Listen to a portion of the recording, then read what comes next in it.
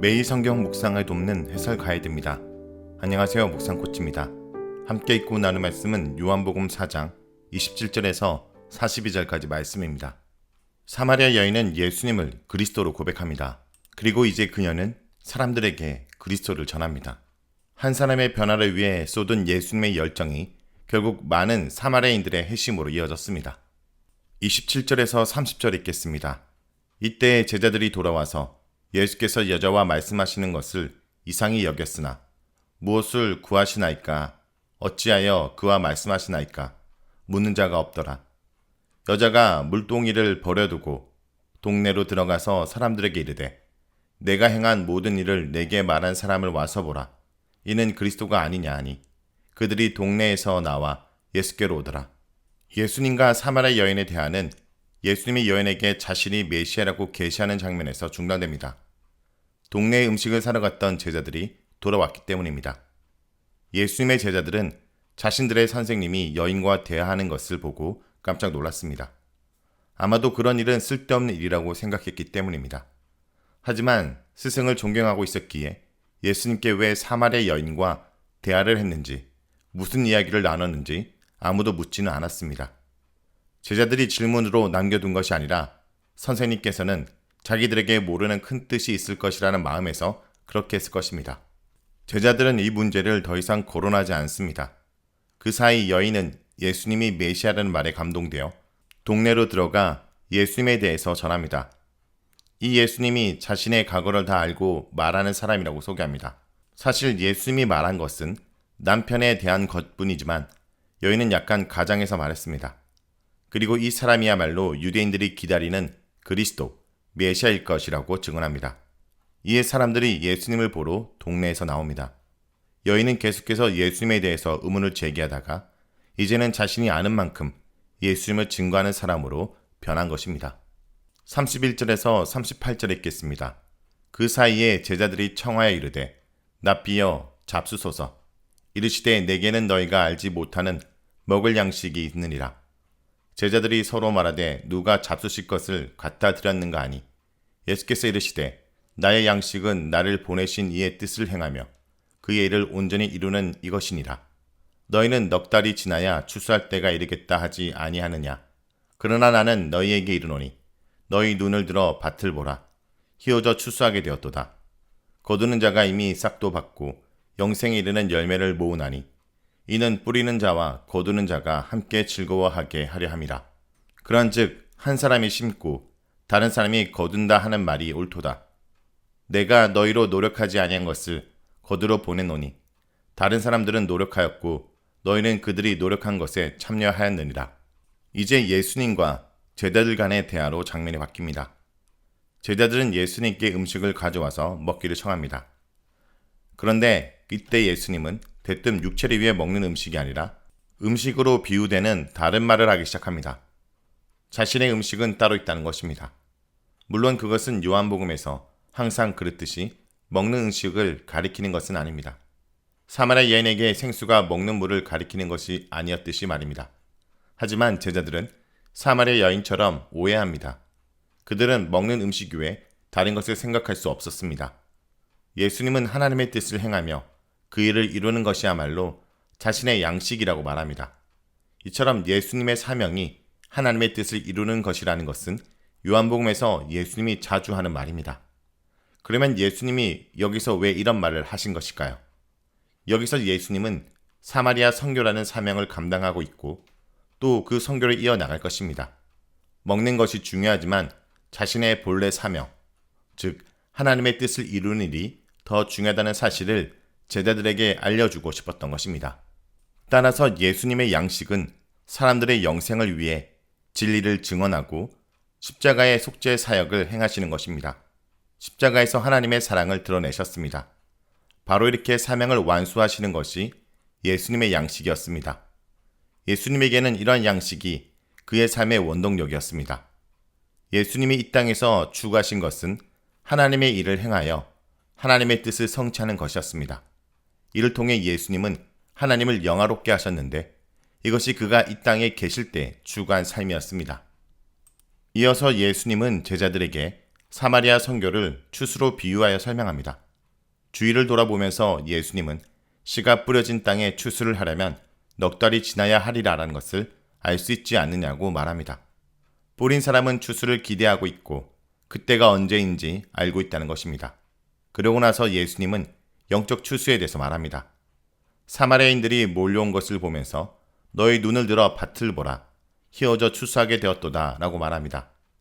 예수님은 사마리아 여인의 말을 듣고 자신에게 다가온 무리를 보면서 이들을 밭으로 은유하고 또 추수할 때가 왔다고 비유로 말한 것입니다. 제자들은 자신이 밭이라는 것을 모르고 있을 것이고 더군다나 지금이 추수할 시기라는 것은 더더욱 몰랐을 것입니다. 하지만 예수님의 눈에는 그것이 보였던 것입니다. 예수님은 말세에 있어 추수를 예언한 아모스 9장 13절의 말씀이 지금 이루어지고 있다고 본 것입니다. 예수님의 눈에는 벌써 추수하는 사람이 임금도 받고 열매를 모으고 있었습니다. 그래서 결국 씨 뿌리는 자와 추수하는 자가 같이 즐거워하게 된다는 것입니다. 그렇다면 여기서 씨를 뿌리는 자와 거두는 자는 누구를 지칭할까요? 36절에서 37절만을 보면 전자는 하나님을, 후자는 예수님을 가리키는 것으로 보입니다. 여기서 하나님의 즐거움과 예수님의 즐거움이 합해져서 함께 즐거워하는 장면으로 봐도 잘 어울립니다. 하지만 그 다음 구절에서는 씨 뿌리는 자와 거두는 자의 범위가 조금 더 확대됩니다. 본문은 심는 이와 거두는 이가 있다라는 것을 말한 다음에 그것을 곧바로 제자 무리의 선교와 연관시킵니다. 여기서 제자들은 거두는 자들로 등장합니다. 그런데 그들은 거두는 자들 뿐 자신들의 노력으로 그 농작물을 키운 자들은 아닙니다. 여기서 씨를 뿌린 사람에 대한 언급은 없고 자라게 한 사람만 말하고 있습니다. 그것을 위해 노력한 사람들이 따로 있다라는 것입니다. 그렇다면 여기서 제자들보다 앞서 노력한 사람들은 누구를 가리킬까요? 아마도 구약의 선지자들과 바로 앞에서는 세례 요한을 가리킬 것입니다. 어쨌든 여기서 예수님이 말하고자 하는 바는 제자들은 앞에서 여러 사람이 노력한 것을 거두는 사명을 받았다라는 것입니다. 다음은 39절에서 42절 읽겠습니다. 여자의 말이 내가 행한 모든 것을 그가 내게 말하였다 증언하므로 그 동네 중에 많은 사마리아인이 예수를 믿는지라. 사마리아인들이 예수께 와서 자기들과 함께 유하시기를 청하니 거기서 이틀을 유하심에 예수의 말씀으로 말미암아 믿는 자가 더욱 많아 그 여자에게 말하되 이제 우리가 믿는 것은 내 말로 인함이 아니니 이는 우리가 친히 듣고 그가 참으로 세상의 구주이신 줄 알미라 하였더라. 사마리아 여인의 간증 하나로 많은 사마리아 사람들이 예수님을 믿게 되었다고 말합니다. 이렇게 말을 통해 전도하는 것은 예수님이 그의 제자들에게 기대했던 바입니다. 예수님이 남성 제자들에게 기대했던 바를 이미 사마리아 여인이 실행한 것입니다. 그런데 사마리아 사람들은 이제 그녀가 증거한 예수님을 만나자 그의 말씀을 직접 듣고 싶어서 그에게 거기 머물기를 요청합니다. 사실 예수님은 지금 유대를 떠나 갈릴리로 가고 있었지만 이들의 청을 들어 거기에 이틀이나 머물며 있으면서 이들에게 말씀을 전하십니다. 본문은 예수님의 직접 전도로 사마리아 사람 중 믿는 사람이 더욱 많아졌다라고 말합니다. 한 여인의 마음을 변화시키고 그녀의 선포를 통해서 사람들이 예수님의 말에 귀를 기울이고 이제 예수님의 직접 선교를 통하여 사마리아 사람들이 예수님을 믿게 된 것입니다. 이제 그들은 간접 증거가 아니라 예수님의 말을 직접 듣고 예수님을 세상의 구주로 고백합니다. 구주라는 단어는 요한복음에서 오직 이 구절에서만 등장합니다. 그러나 같은 어원의 단어인 구원하다는 예수님의 구원 사역과 관련하여 여러 차례 사용됩니다. 세상의 구주는 구약에 의하면 하나님에 해당하고 당시 로마 문화에 의하면 황제에 해당합니다. 예수님은 진정한 하나님의 아들이시며 세상의 왕으로서 사람들을 구원하시는 분입니다.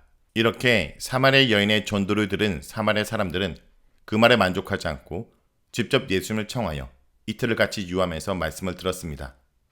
동료 사마리아 여인의 변화가 큰 표적이었지만 그들은 이 표적에 머물지 않고 말씀을 들음으로써 예수님에 대한 참된 이해와 온전한 믿음으로 나아갈 수 있었습니다. 표적과의 만남이 아니라 말씀과의 만남이 그들을 변화시켰습니다. 자, 여기까지가 요한복음 4장 27절에서 42절까지 말씀입니다. 오늘 말씀을 통해 우리는 무엇을 묵상하고 적용해야 할까요? 하나님의 나라와 그분의 의를 이루는 일이 우선입니다. 사마리 여인은 물동이를 버려두고 동네로 들어가 사람들을 만납니다. 그리고 자기가 만난 그리스도를 소개합니다. 처음에 여인은 마시는 문제를 해결하기 위해 우물가로 나갔습니다. 그러나 예수님을 만나고 예수님께서 행한 모든 일을 그녀에게 말씀해 주셨을 때 물동이를 버릴 수 있었습니다. 자기가 피해 다니던 사람들에게 달려갔습니다. 그들에게 내가 만난 예수님을 소개하고 그들과 함께 주님께 나왔습니다. 예수님을 만나고 이 여인의 우선순위가 변했습니다. 삶의 방식과 사람들을 대하는 방식도 달라졌습니다. 이렇게 예수님을 바로 알고 믿기 시작하면 모든 것이 변합니다. 그리고 제자들에게 주어진 삶도 바로 이 사마리아 여인처럼 내가 만난 예수님을 우선순위에 두고 전하는 삶입니다. 하나님의 뜻을 행하고 아버지의 일을 온전히 이루는 것으로 자기 양식을 삼으신 예수님의 뒤를 따르는 자들이 바로 제자들입니다. 올 한 해 예수님을 우리 삶의 우선순위를 두는 참된 제자로 살아가는 주의 백성들이 되길 간절히 기도드립니다.